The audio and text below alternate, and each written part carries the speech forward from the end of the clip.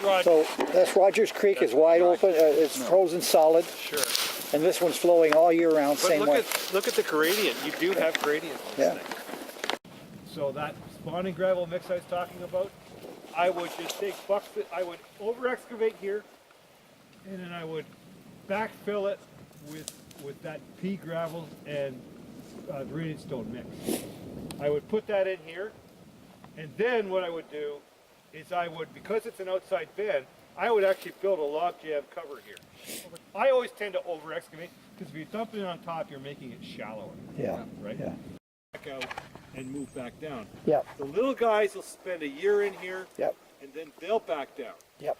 So that's the way the system works. Just put fry in here. Again, you need to get that rig I was telling you about. Yeah, to test here. And just start probing around here, looking for temperature differences. Yeah. You've got more water coming in here. Yeah, a lot of water coming in. Okay. You know what? Again, come here with that temperature probe. Yeah. Start probing around here. Find out where the groundwater is. Yeah. So See the little flag over there? That one over there. there's some on the other side. Probably Go look dropping over as we there because speak. I've got to get my rake. It's about 8. Yeah. The idea is we weren't going to bother with something that small when we got something so big, so handy. So we're looking at where do we get the best return on our efforts, and this would be it, wouldn't you say? Yeah. Hey? Overflow here with gravel, just so in case this thing clogs, it's got somewhere to go. Right?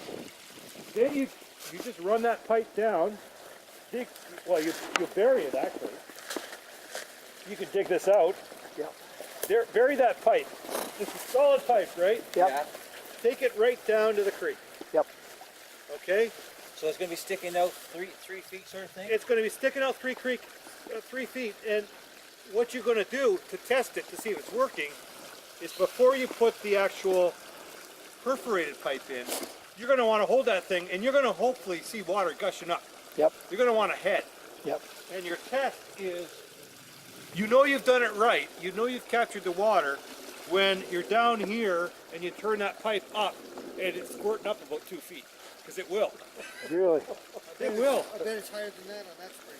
Yeah. Holy shit, that's a lot of water. Because when I did that on Martin Creek, and I had that pipe, it didn't squirt out 2 feet, but I can tell you, I turned it over, and there was water coming out of that thing like I was. All the perforations.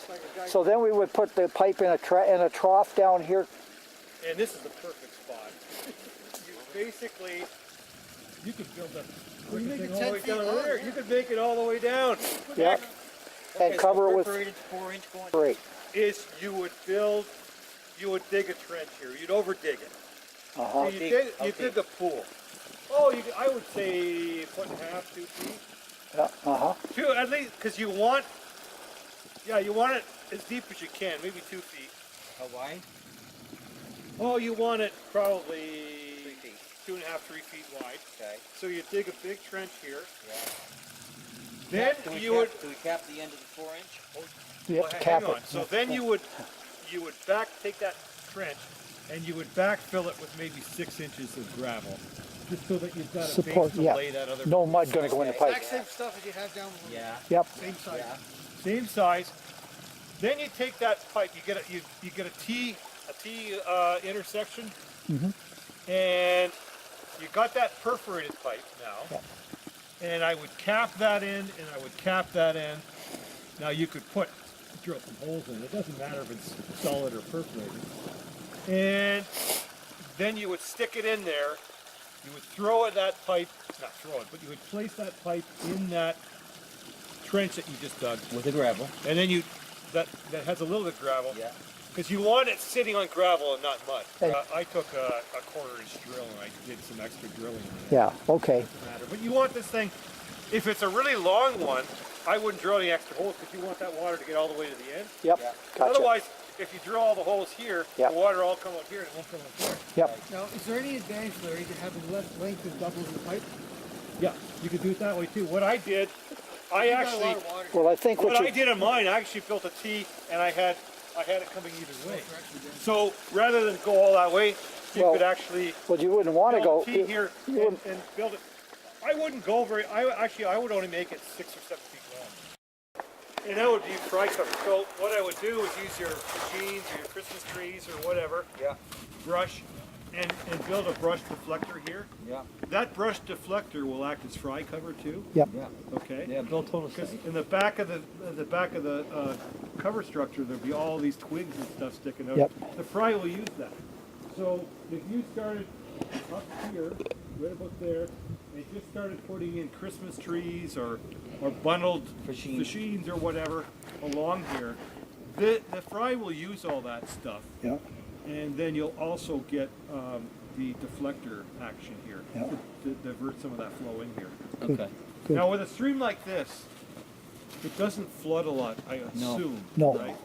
So deflectors are going to be good, but they're not going to do the kind of work during floods that deflectors normally do. Like a lot of streams, when you put in deflectors, you're counting on the spring floods to do all the work for the stream. Yeah. In other words, during the high flows, the deflectors constrict that flow and force the stream to gouge out a hole. This stream, watch it in the spring, but I don't think you're going to see that as much. So therefore, rather than using the floods to gouge it out, you may just have to go in there and shovel it out. Yeah. You don't need much. Yeah. These things, these brook trout, they sense very, very low discharge. So this is enough flow. In this case, I would just, as long as you've got water pouring out of it, Yeah. and it's not going to go gushing out, it'll just kind of come out. I would connect it.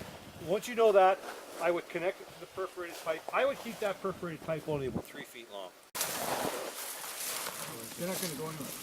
Whereas with the, I don't know, anything bigger, they're just gonna find. They're going to go where they're most comfortable. I'll tell you where they're going to be most comfortable. Mill Creek.